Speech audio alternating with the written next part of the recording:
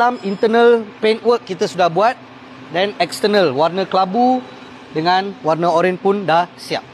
Hai guys, hari ini saya nak terangkan tentang kita punya forklift refurbish process. Kalau kamu tak tahu ya, company kami selain daripada repair forklift dan sewa forklift, kami juga menjual forklift recondition ataupun forklift second hand. Tapi sebelum membuat delivery pada customer atau memberi forklift tu pada customer kita ya, forklift kami akan melalui, dia akan go through satu full refurbish process. Step 1 adalah kita akan dismantle semua barang-barang daripada forklift. So macam kamu boleh tengok enjin, gearbox semua dah dismantle, tayar, axle belakang pun dah keluarkan, wiring system semua kita dah kasih barai lah. So kita akan tinggalkan hanya rangka forklift sahaja. Ini adalah step nombor 2. So step nombor 2, macam kamu boleh tengok kita sudah dismantle semua barang-barang.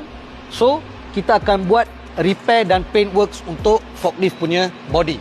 So, macam kamu boleh lihat dalam internal paint work kita sudah buat, dan external warna kelabu dengan warna oren pun dah siap. Step nombor 3 guys. So semasa ada satu team tengah handle yang body works untuk forklift tu, lagi satu team dia orang akan standby enjin dengan transmission. So enjin macam kamu boleh lihat dah buat complete overhaul. Alright, mari sini boleh tengok. And then gearbox pun kita dah buat full transmission overhaul. So lepas tu kita akan cantum dua-dua ni dan masukkan dalam forklift. Step nombor 4 dalam proses refurbish forklift adalah untuk pasang balik spare part dan barang-barang di sekeliling forklift tu sebelum kita turunkan enjin dan gearbox. So macam kamu boleh tengok hydraulic filter lah, wiring, fuse box, steering, control valve, semua dah pasang balik. Step nombor 5 guys. So sekarang kita akan turunkan enjin dan gearbox dalam forklift. So ini adalah komponen yang utama. So lepas kita dah turunkan enjin dan gearbox, kita akan pasang balik barang-barang kecil juga sebelum pergi pada wiring works. Step nombor 6, langkah ke-6 kita akan pasang balik wiring. So dah buat complete wiring ni, kemas kini wiring dengan barang-barang yang kecil lah, seperti dashboard, yang benda-benda kecil ni semua kita akan pasangkan. Step nombor 7, kita akan pasangkan balik tayar semua dengan tayar baru. Buat pasang balik mask, ni dia panggil mask untuk forklift. Dan final touches dia lah, kita akan tampal dia punya stiker. Ni stiker yang capacity dia semua kita akan tampal. Langkah ke-8, okey, ini adalah final step Lepas kita dah siap semua repair work, manager kita akan buat final QC, quality checking ataupun quality control.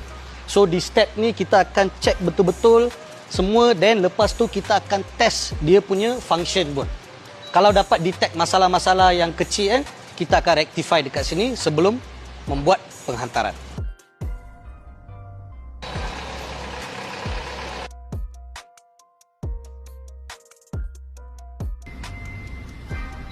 Itu sahaja kita punya 8 step full refurbish process. So untuk customer yang dah beli forklift dengan kita ataupun dah sewa untuk long term contract kita akan buat full refurbish process ini sebelum delivery. So sebab tu kamu boleh tengok bila kita dah jual forklift, kita berani untuk bagi 1 year warranty sama macam brand new unit. So kalau ada siapa-siapa yang minat untuk beli used ataupun recon forklift, boleh DM atau contact kami. Itu saja guys untuk hari ini. Harap video ni dapat membantu anda. Jumpa lagi dan see you soon. You're talking to a real goat.